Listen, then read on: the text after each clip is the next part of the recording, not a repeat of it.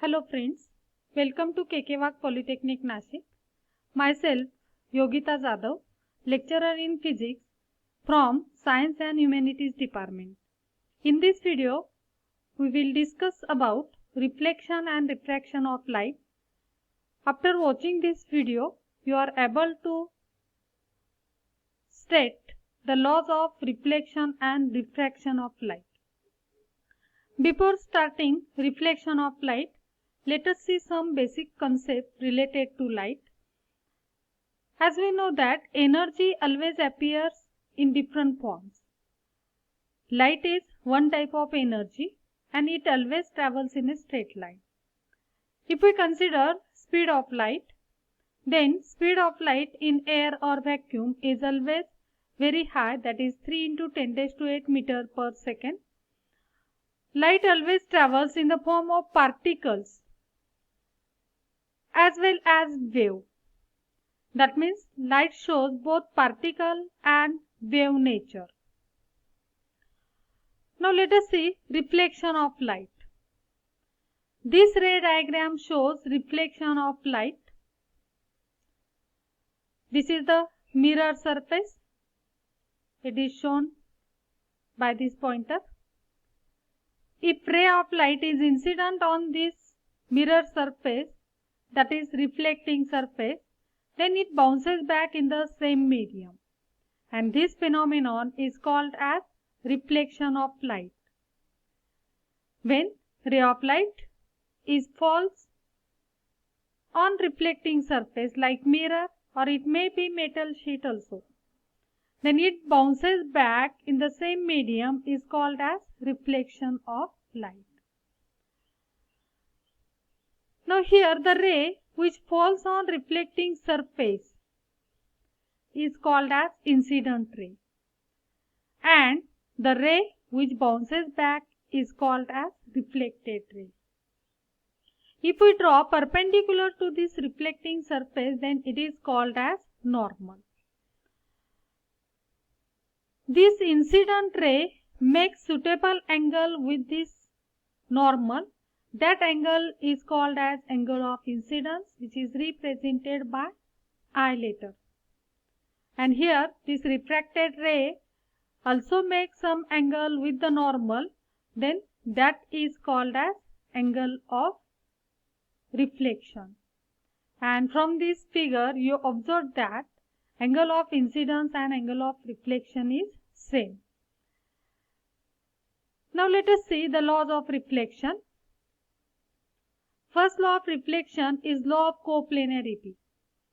That is, the incident ray, reflected ray and normal all lies in the same plane. From the figure or ray diagram, we already observed that the angle of incidence is always equal to angle of reflection. If I is angle of incidence, R is angle of reflection, then both our angles are always same in case of reflection. This is second law of reflection. Now when we consider angle of incidence and angle of reflection, then both are always measured with respect to normal to the reflecting surface. Now from this we define some terms, that is angle of incidence and angle of reflection. The angle which incident ray or line makes with perpendicular to the surface at the point of incidence, that we called as normal, is the angle of incidence, which always represented by small letter I. Angle of reflection is the angle made by reflected ray with normal to the reflecting surface, that is perpendicular to the reflecting surface, is called as angle of reflection, that is always represented by small letter r. And as we know that from the laws of reflection, angle of incidence always equal to angle of refraction.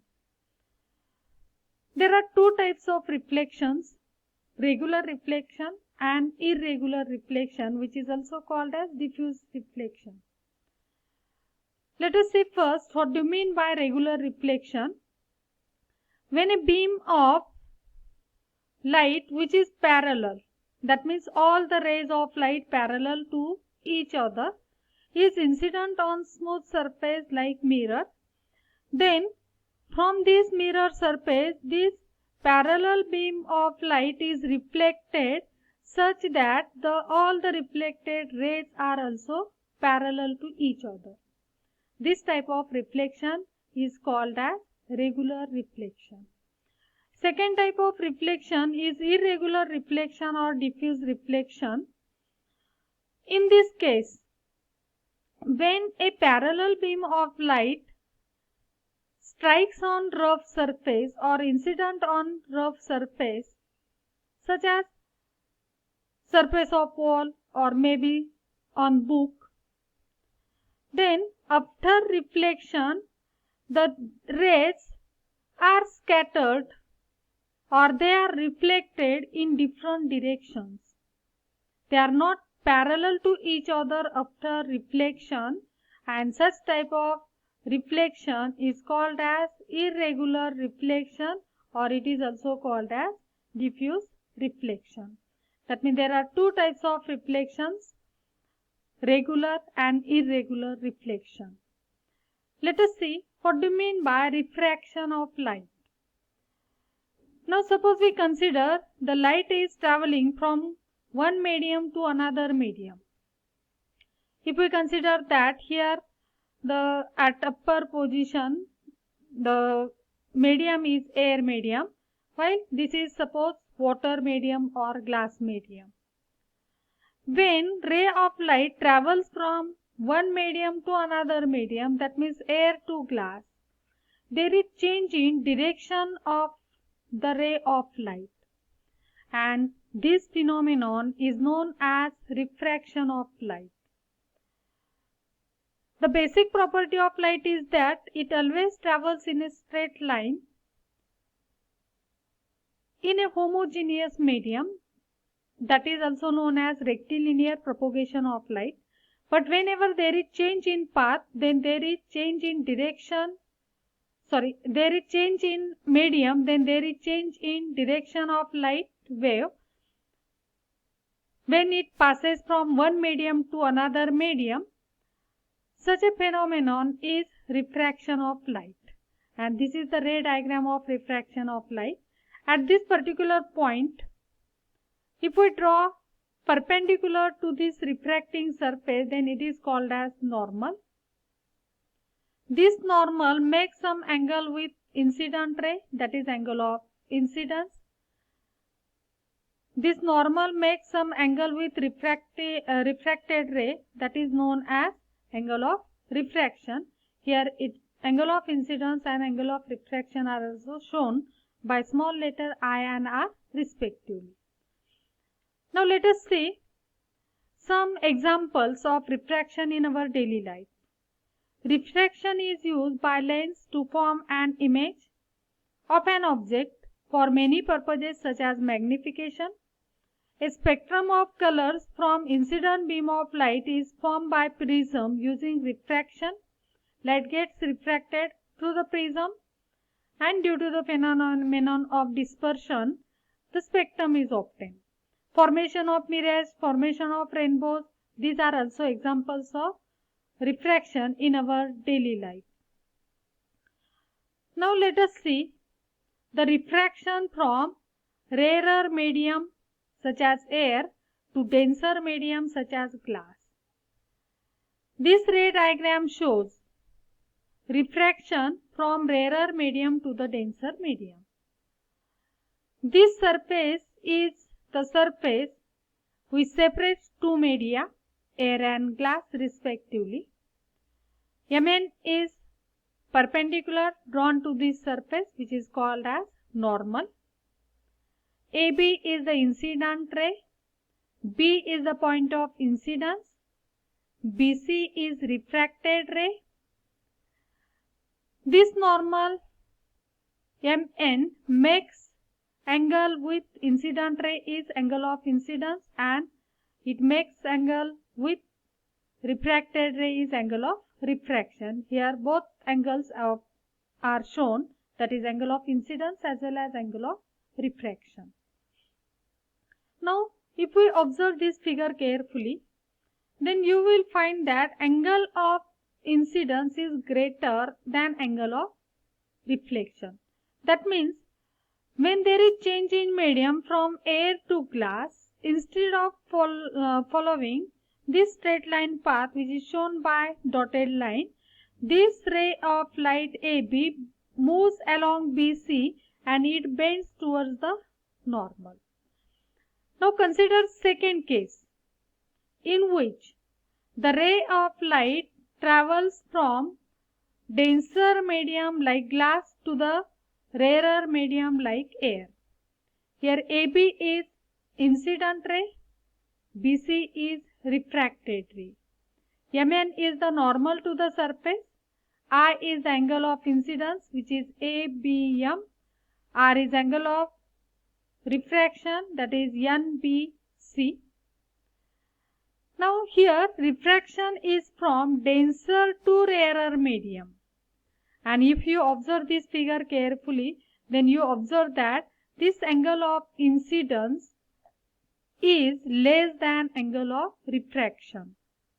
That means this refracted ray BC moves away from the normal, or it moves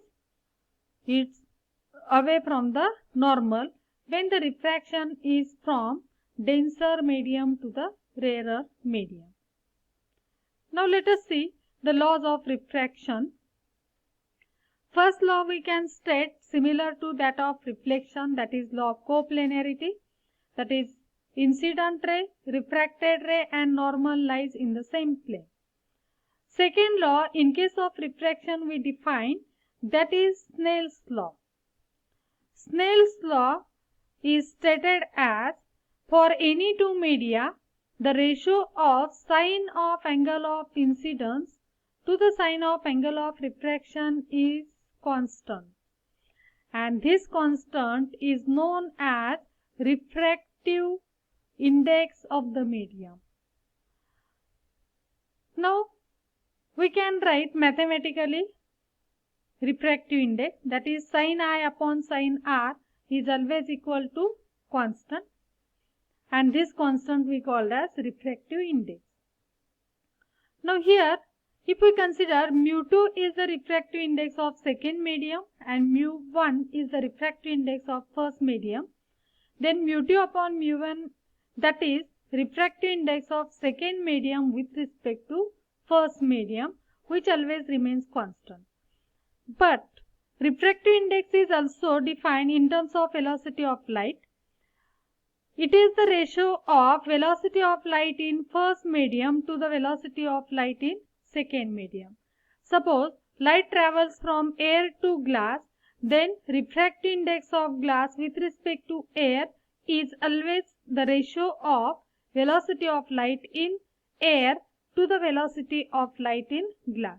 Similarly, we can write the refractive index for any pair of medium, and this is the Snell's law of refraction. Now from Snell's law we can state the physical significance of the refractive index. If we consider the ray of light travels from rarer medium to the denser medium, that means air to glass, the refracted ray always bends towards the normal, which is as shown in this figure. Therefore, angle of incidence is always greater than angle of refraction.